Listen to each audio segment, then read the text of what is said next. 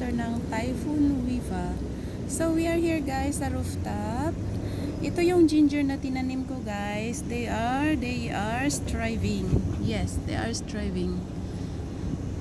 So dalawang puno and mayroon din akong isa doon sa kabila.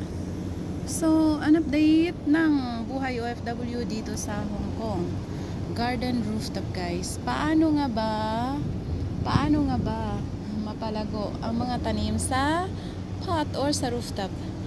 Simple lang guys, simple lang. Alagaan lang. Yes, alagaan lang. Pour your emotions into it. So, dito tayo sa rooftop. Maliit lang siya na place. Ang ating pot. Nasa side, ano siya, wall. So, ito na yung lemon tree natin. Malaki na siya, guys. And marami na rin akong aloe vera na they are healthily growing.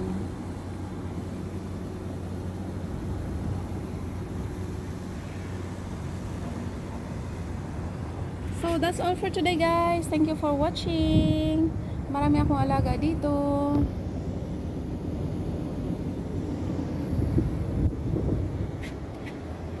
And thanks for visiting my Facebook page, May Tabalina, the same name sa aking YouTube. So, ang aking cactus, guys, they are growing tall na rin. And ito na ang isang corner ng ating rooftop dito, which is full of cactus rin.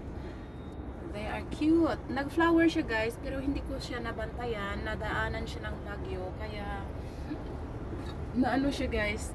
Ayan. Nalanta. Anyway,